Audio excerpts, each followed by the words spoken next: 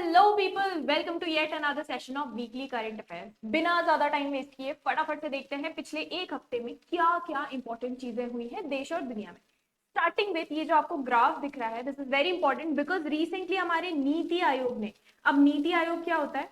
नीति आयोग हमारा जो planning commission हुआ करता था, जिसको 1950 में बनाया था, जो 5 ईयर प्लान रिलीज करते थे, सरकार ने उसको रिप्लेस करके, जब उनका काम हो गया और वो रिडंडेंट हो गई, उसको रिप्लेस करके एक नई कंसेप्ट लेकर आए थे और नीति आयोग। ठीक है, अब नीति आयोग जैसे उसको बोला जाता है, अगर हम एक वर्ड में बोले तो it is the think tank of our government. Think tank policy research से रिलेटेड किन चीजों में इंप्रूवमेंट चाहिए, चीजों की रिपोर्ट निकालनी है ताकि रिपोर्ट में पता चल पाए रियलिटी क्या है ग्राउंड लेवल पे, फिर उनको इंप्रूव किया जा सके। इन सब चीजों का काम नीति आयोग करता है। हमारी सरकार को स्टेट लेवल हो चाहे सेंटर लेवल हो, इन सबको कोऑर्डिनेट करके काम करवाना और इनको आइडियाज देना, ये सब नीति आयोग के काम होते हैं। तो इसके जो चेयरपर्सन है उनका नाम है मिस्टर BVR सुब्रमण्यम। इन्होंने रिसेंटली बताया है कि एक नई रिपोर्ट के अकॉर्डिंग इंडिया की जो पॉवर्टी या पुअर पॉपुलेशन है, it is down to only 5%। मतलब अब हमारी टोटल पॉपुलेशन में से सिर्फ 5% population will come under the category of poverty या poor. This is a huge step for India because एक टाइम ऐसा था when we used to be considered the one of the poorest countries. जब हमारी आजादी जस्ट हमको मिली थी, उसके बाद we were one of the poorest nations in the entire world. तो अब वहां से लेके आज यहां तक कि सिर्फ 5% of the population right now is considered to be poor. ये पता कैसे चलता है? ये बेसिकली रूरल और अर्बन लेवल पे, रूरल मतलब होता है गांव वगैरह, अर्बन मतलब हमारे शहर। रूरल और अर्बन लेवल पर कंजम्पशन लोगों का और स्पेंडिंग देखी जाती है, खर्चे। तो अगर लोग अच्छा खासा खर्चा कर पा रहे हैं, अच्छा खासा कंजम्पशन कर पा रहे हैं, तो उस डेटा से पता चल जाता है कि अगर आप खर्चा कर पा रहे हो मतलब आपके पास पैसा भी आ रहा है। तो जितना आप एक्सपेंडिचर कर रहे हो, जितना कंजम्पशन कर रहे हो, और भी क्राइटेरियाज होते हैं, but this is in layman language, उसके हिसाब से फिर देखा जाता है और then finally this report is prepared. So this is a huge step for India. Next very important and very interesting news, जो आपको यहाँ स्क्रीन पे चारों दिख रहे हैं, जिनको मोदी जी स्पेशली इनसे बात करके इनको हैंडपिक कर रहे हैं, ये और कोई नहीं, हमारे इंडियन एयरफोर्स के ही जवान है। हमारी इंडियन एयरफोर्स में से ही गगनयान मिशन के लिए, अब गगनयान मिशन इंडिया के लिए एक बहुत ही बड़ा और बहुत ही इंपॉर्टेंट मिशन है। क्यों? क्योंकि गगनयान इंडिया का पहला मैन्ड मिशन इनटू स्पेस या क्रूड मिशन इनटू स्पेस है। अब ये मैन्ड मिशन या क्रूड मिशन होता क्या है? इसमें मैन से निकालो और पूरा मीनिंग वहीं पर। मैन्ड मिशन मतलब आज से पहले हम जितने स्पेसक्राफ्ट भेजा करते थे, चाहे आपका चंद्रयान से लेकर आदित्य L1, सारे के सारे स्पेसक्राफ्ट वो AI से चलते थे या रोबोट से चलते थे, उसके अंदर बिठा के हम एस्ट्रोनॉट्स को नहीं भेजते थे। बट ये पहली बार ऐसा हो रहा है कि इंडिया या ISRO finally manned mission into space भेजने वाला है। गगनयान की अगर हम बात करें, ये गगनयान में ही भेजे जाएंगे। तो Gaganyaan is set to be launch in 2025। अभी की जो टेंटेटिव डेट है वो 2025 की है। 2024 जुलाई के अराउंड, जब अनंत अंबानी जी की शादी होने वाली, तभी जुलाई के अराउंड ही फाइनल टेस्टिंग इसकी होने वाली है गगनयान की, बट बिना किसी को बिठाए। बस एक बार इसको भेजा जाएगा और देखा जाएगा क्या लोअर ऑर्बिट में पहुंचकर सेफली वापस लैंडिंग कर पा रहा है या नहीं। बिकॉज जब तक ये कंप्लीटली सेफ नहीं होगा तब तक हम अपने लोगों को या अपने एस्ट्रोनॉट्स को नहीं भेजने वाले। तो यहाँ जो ये चारों लोग हैं, इनके नाम बहुत ज्यादा इंपॉर्टेंट है, आपसे एग्जाम में पूछे जा सकते हैं। तो इनका नाम है सबसे पहले ग्रुप कैप्टन प्रशांत कृष्णन या बालाकृष्णन। सेकेंड नंबर पे again group captain Ajit Krishnan. Third number पे group captain Angad Pratap. And fourth number पे विंग कमांडर शुभांशु शुक्ला।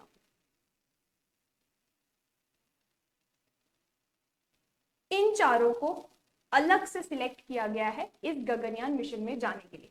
इनकी ऑलरेडी ट्रेनिंग 2019 में ही रशियन स्पेस एजेंसी के साथ हमने अग्रीमेंट किया था और वहां पे इनकी ट्रेनिंग अच्छी खासी 1 सवा साल की चली है, अराउंड 1 ईयर की ट्रेनिंग थी। और इनमें से एक को अभी शॉर्टलिस्ट नहीं किया गया है, बट इनमें से एक को सिलेक्ट करके यूएस की स्पेस एजेंसी भी स्पेशल ट्रेनिंग देने वाली है और फाइनली फिर उसके बाद जाकर गगनयान में इनको भेजा जाएगा to the lower orbit of earth और वहां पर फिर फाइनली एक चक्कर कटा के एंड सेफ लैंडिंग कराई जाएगी। इस मिशन का मोटा मोटा एम यही है, ये देखने के लिए कि क्या हम मैन्ड मिशन भेज सकते हैं या नहीं, क्योंकि बाय 2040 इंडिया का एम है, 2040 इंडिया का एम है to send an Indian to space. अच्छा, यहीं से जब हम इसरो और स्पेस की बात कर ही रहे हैं तो मोदी जी ने एक और बहुत इंपॉर्टेंट अनाउंसमेंट किया है जिसमें उन्होंने बोला है बाय 2035 हम बनाने वाले हैं या हम लॉन्च करने वाले हैं भारतीय अंतरिक्ष स्टेशन, जिसका लिटरल ट्रांसलेशन होता है इंटरनेशनल स्पेस स्टेशन। तो हम अपना खुद का स्पेस स्टेशन लॉन्च करने वाले हैं जो अपना इंडिया का खुद का होगा। अभी तक ऐसी कंट्रीज जिनके खुद के स्पेस स्टेशन है in the space are US, Russia and China. सिर्फ इन 3 कंट्रीज के अपने खुद के स्पेस स्टेशन है। इसके अलावा एक कॉमन स्पेस स्टेशन है जिसको हम आईएसएस या इंटरनेशनल स्पेस स्टेशन भी बोलते हैं। ये बहुत सारी कंट्रीज इसकी पार्टी हैं या बहुत सारी कंट्रीज इस स्पेस स्टेशन के मेंबर्स हैं, ठीक है। बट सिर्फ अभी तक 3 ऐसी कंट्रीज हैं जिनके खुद के स्पेस स्टेशन है और इंडिया अगर ये लॉन्च कर देती है बाय 2035 तो क्या पता we will be the 4th country. तो पूरा हमारा प्लान है बाय 2035 कि हम इंडिया का खुद का स्पेस स्टेशन, जिसका नाम भी डिसाइड हो गया है भारतीय अंतरिक्ष स्टेशन, लॉन्च करने वाले हैं।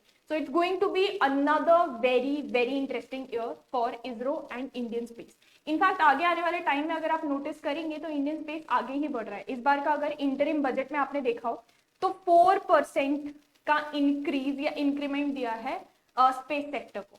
ये 4% 500 करोड़ राउंडेड ऑफ फिगर है, समथिंग 498 करोड़ का इजाफा या इंक्रीमेंट दिया गया है टू द स्पेस सेक्टर, ठीक है। तो मतलब हमको ये समझ में आ गया है कि यहाँ पर there is scope for a lot of scope for development. इसके साथ साथ एक और इंटरेस्टिंग चीज, एक आर्टेमिस अकॉर्ड करके अग्रीमेंट है जो बेसिकली इनिशिएटिव यूएसए का था और बहुत सारी और कंट्रीज भी इसकी मेंबर्स हैं और इंडिया ने भी ये आर्टेमिस अकॉर्ड साइन किया है।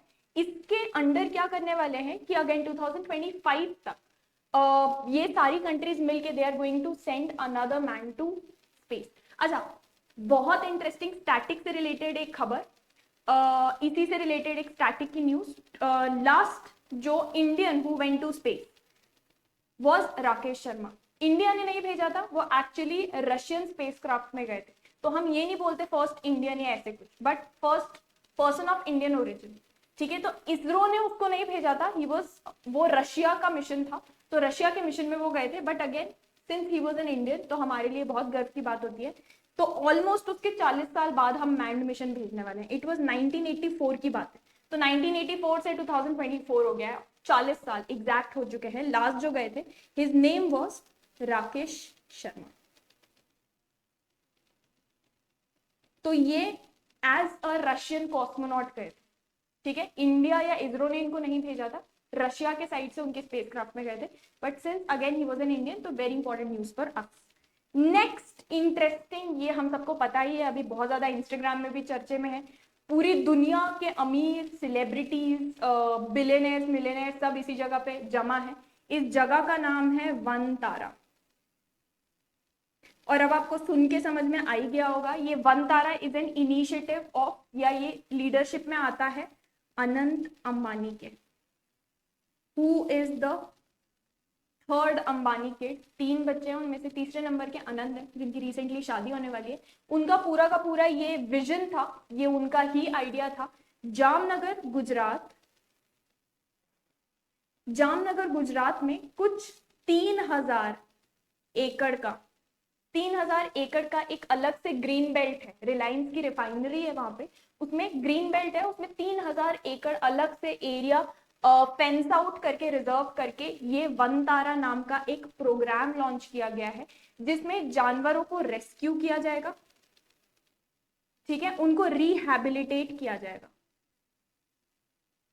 और उसी के साथ साथ उनकी केयर, ट्रीटमेंट, ये सारी चीजें की जाएंगी सारे रेस्क्यूड एनिमल्स की। तो this is a very important initiative. इसी के साथ साथ रिलायंस फाउंडेशन ने ये भी बोला है कि वो इंडिया के 150 से भी ज्यादा जो जू होते हैं ना, चिड़ियाघर, उनकी हेल्प करने वाले हैं जानवरों का रेस्क्यू, केयर, ट्रीटमेंट, ये सब करने में।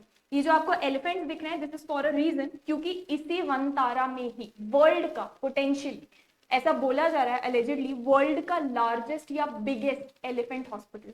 मतलब इस हॉस्पिटल में सिर्फ और सिर्फ एलिफेंट्स पे ही ध्यान देके उनका ट्रीटमेंट किया जाता है। तो वर्ल्ड लार्जेस्ट एलिफेंट हॉस्पिटल भी इसी जगह पर है, विच इज वनतारा। तो यहाँ पे रेस्क्यू, ट्रीटमेंट, केयर, रिहैबिलिटेशन सब कुछ किया जाएगा for animals, and this is an entire program which is under the leadership of Anant Ambani. Coming on to the next very important news, ये है इंडिया के रैंकिंग, और इंडिया की रैंकिंग आईपी में। IP stands for intellectual property. आपने काफी बार सुना होगा, या आपने इंटेलेक्चुअल प्रॉपर्टी नहीं भी सुना है तो आपने कॉपीराइट, ट्रेडमार्क, डिजाइन, पेटेंट, ये सब तो सुना ही होगा। ये सारी चीजें जो आती है ये इंटेलेक्चुअल प्रॉपर्टी की कैटेगरी में आती है। कोई भी चीज जो मान लो मैंने अपना इंटेलेक्ट या दिमाग यूज करके बनाई है, डिजाइन की है, तो वो मेरा अधिकार या मेरा राइट उसके ऊपर होना चाहिए, तो वो मेरी इंटेलेक्चुअल प्रॉपर्टी हो गई।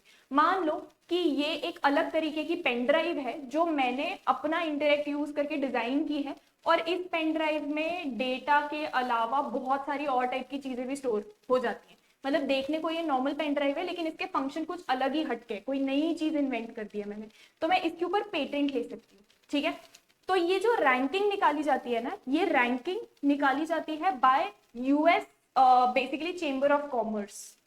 यूएस का चेंबर ऑफ कॉमर्स में there is a global innovation centre या ग्लोबल इनोवेशन पॉलिसी सेंटर। तो यूएस चेंबर ऑफ कॉमर्स के अंडर आता है ग्लोबल इनोवेशन पॉलिसी सेंटर। ठीक है, तो ये सारी की सारी ये कंट्रीज की इंफॉर्मेशन इकट्ठी करके ये डेटा रिलीज करता है। यहाँ कितनी कंट्रीज की बात हो रही है? यहाँ बात हो रही है 55 कंट्रीज। इन 55 कंट्रीज का डेटा इकट्ठा करके आईपी रैंकिंग रिलीज की गई है, ये दिखाने के लिए कि किस कंट्री का इंटेलेक्चुअल प्रॉपर्टी से रिलेटेड परफॉर्मेंस कितना अच्छा है। परफॉर्मेंस देखने के लिए एक बहुत इंपॉर्टेंट चीज देखी जाती है, वो होता है enforcement, enforcement of intellectual property rights related law. अब इंडिया इसमें अभी भी काफी पीछे है, क्योंकि इंडिया में ना अभी भी बहुत कम अवेयरनेस है रिलेटेड टू आईपी। आप नॉर्मल बाहर जाके देख लो, आप किसी से भी पूछो जो अपनी नई दुकान खोल रहा है या जो अपना नया बिजनेस खोल रहा है, उसके दिमाग में रहता ही नहीं है टॉप 5 चीजों में कि मैं जो नाम रख रहा हूँ एक बार चेक तो कर लूं किसी और का इंटेलेक्चुअल प्रॉपर्टी तो नहीं है, वो किसी और का ट्रेडमार्क तो नहीं है। बहुत कैजुअली ट्रेडमार्क या इंटेलेक्चुअल प्रॉपर्टी इंफ्रिंजमेंट अभी भी इंडिया में चलता है। तो it comes without a surprise कि 55 कंट्रीज में पिछले 2 साल से, 2023 में भी उतनी थी, 2024 में भी इंडिया की रैंकिंग इज 42nd। तो रैंकिंग हैज रिमेन अनचेंज्ड, बिल्कुल चेंज नहीं हुई है इंडिया की ranking, it is 42nd throughout, which is a very poor ranking, but we are improving consistently, धीरे धीरे करके। अच्छा, इसमें सेकंड इंपॉर्टेंट क्वेश्चन जो आपसे पूछा जा सकता है इज कि यूएसए की रैंकिंग क्या है। तो आपसे इंडिया की रैंकिंग, इस टाइप के इंडेक्सेस से रिलेटेड जो क्वेश्चन आता है उसमें पहला चीज जो पूछी जाती है दैट इज इंडिया की रैंकिंग क्या है। दूसरी चीज जो पूछी जाती है वो ये है कि फर्स्ट नंबर पे कौन सी कंट्री है। तो फर्स्ट नंबर पे यहाँ पर है USA, best performing country basically. ठीक है, तो फर्स्ट नंबर पे है यूएसए एंड इंडिया की रैंकिंग है 42nd। Next very important news, honorary knighthood दिया गया है सुनील भारती मित्तल। ये जो आपको स्क्रीन पर दिख रहे हैं सुनील भारती मित्तल, वो मित्तल एंटरप्राइजेस के फाउंडर एंड चेयरमैन, हम सबको पता हुआ है मित्तल या भारती मित्तल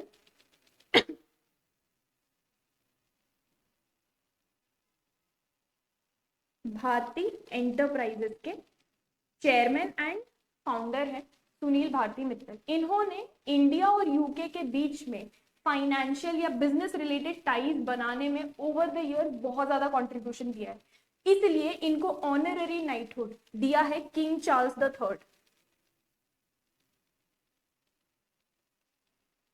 किंग चार्ल्स 3 ने। अच्छा, ये बहुत ही बड़ा खिताब होता है या बहुत ही बड़ी चीज होती है, क्योंकि it is the highest civilian order. Highest civilian, civilian क्या होता है, हमारे और आपके जैसे लोग, ठीक है। हाईएस्ट सिविलियन जिन्होंने इस टाइप का कंट्रीब्यूशन किया है towards the economy, towards the business structure of the entire country, तो उनको ये दिया जाता है। तो आप सोचो हाईएस्ट जो दिया जाता है वो एक इंडियन। एंड यहाँ बहुत इंपॉर्टेंट एक माइनर सी चीज है, वो ये है कि Sunil Bharti Mittal is the first ever Indian जिनको ये ऑनर दिया गया है, फर्स्ट एवर इंडियन। तो कोई भी चीज फर्स्ट एवर इंडियन होती है, first time ever in the world होती है इंडिया से रिलेटेड, तो it automatically becomes very important from your exam point of view. चाहे आप लॉ एंट्रेंस दे रहे हो, चाहे कोई भी और एग्जाम दे रहे हो जिसमें जीके या करंट अफेयर्स आता है, ऑटोमेटिकली ये इंपॉर्टेंट हो जाएगा, ठीक है। तो फर्स्ट एवर इंडियन है ये जिनको ये ऑनररी नाइटहुड दिया जा रहा है। Next and last important news, ये एक बहुत ही इंपॉर्टेंट स्कीम है जो रिसेंटली हमारी कैबिनेट ने अप्रूव की है। आई थिंक 13-14 फरवरी की ही बात है ये, कैबिनेट ने अप्रूव किया है ये, जिसको हम बोलते हैं पीएम सूर्य घर या मुफ्त बिजली योजना। तो स्कीम्स या योजनाओं से रिलेटेड भी बहुत सारे क्वेश्चंस आते हैं। मुफ्त बिजली योजना, तो ये मुफ्त बिजली योजना में क्या हो रहा है, मुफ्त बिजली योजना के अंडर सरकार ने अप्रोक्सीमेटली 75,000 करोड़ रुपीस इस योजना में लगाए हैं। इसके अंदर क्या किया जाएगा, अगेन जो अगर आप अपने घर पे सोलर पैनल्स लगाते हो तो आपको सब्सिडी दी जाएगी। और सब्सिडी किस हिसाब से दी जाएगी, इनका पूरा टारगेट या एम क्या है पहले वो देख लेते हैं। इनका टारगेट है कि आगे आने वाले टाइम में कुछ 300 units of free electricity, 300 unit free electricity more than 1 crore house holds in India में प्रोवाइड करें। 300 यूनिट से ज्यादा इलेक्ट्रिसिटी ये प्रोवाइड करना चाहते हैं पर मंथ के हिसाब से 1 करोड़ से ज्यादा हाउस होल्ड्स में। अब ये किस तरीके से करने वाले हैं, ये ऐसे करने वाले हैं कि सोलर इलेक्ट्रिसिटी जनरेट करेंगे और उससे यूनिट्स लेकर सब में डिस्ट्रीब्यूट की जाएगी। सोलर इलेक्ट्रिसिटी जनरेट करने के लिए आपको सोलर पैनल्स चाहिए। जब हमारे और आपके जैसे लोग अपने घरों पे सोलर पैनल लगाएंगे तब जाके ये यूनिट जनरेट होगी। अब सरकार अगर चाहती है कि आप कुछ करो, आपसे कुछ करवाना चाहती है, तो जैसे ऐसे बचपन में आपके पेरेंट्स आते थे कि अगर आप पढ़ाई करो तो वो आपको इंसेंटिव देते थे, है ना, कि पढ़ाई करो, अच्छे मार्क्स लेकर आओ तो तुमको साइकिल दिलाएंगे। तो सरकार भी ऐसे ही कुछ करती है जिसको हम बोलते हैं सब्सिडी। सरकार बोलती है अगर आप सोलर पैनल लगाते हो तो हम आपको सब्सिडी देंगे। एग्जाम्पल देती हूँ मैं, जो इस योजना के ही अकॉर्डिंग फिगर्स हैं वो बताती हूँ। मान लो आप ऐसा सोलर पैनल लगाते हो जो कि 1 किलोवाट एनर्जी प्रोड्यूस कर सकता है, तो उसको हम बोलेंगे 1 किलोवाट सिस्टम।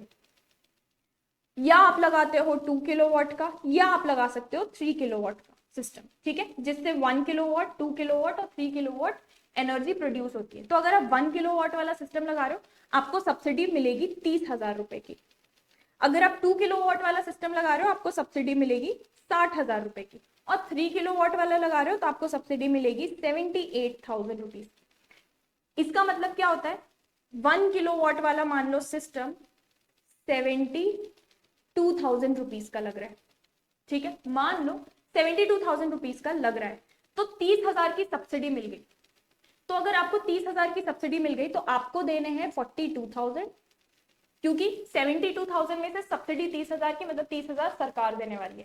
सेम विथ यहाँ अगर आप 2 किलोवाट वाला सिस्टम लगा रहे हो तो 60,000 सरकार देगी, बाकी के बचे पैसे आपको देने। And same in the case of 3 kilowatt. तो इस तरीके से सरकार इंसेंटिव देके लोगों को इंसेंटिवाइज करती है कि आप सोलर पैनल्स लगाएं। So guys, this was all for the most important happening जो देश और दुनिया में हुई है in the last 1 week। अब ये साथ ही साथ प्रिपेयर करते जाओगे तो आपको कभी भी करंट अफेयर्स का ज्यादा बोझ नहीं होगा। I'll see you guys again next week, next Tuesday को मिलते हैं और देखेंगे अगले आने वाले एक हफ्ते में क्या क्या इंपॉर्टेंट चीजें हुई। तब तक के लिए देखते रहिए, और आपको इससे रिलेटेड कुछ और छोटे छोटे टॉपिक्स पे इलैबोरेट इन्फॉर्मेशन चाहिए तो you can follow our YouTube channel which is Yes Academy for law. और बहुत इंटरेस्टिंग टिडबिट्स अगर आपको चाहिए in the form of reels, Instagram reels अगर स्क्रॉल करने की आदत है तो आप जा सकते हैं हमारा Instagram channel which is yes daily.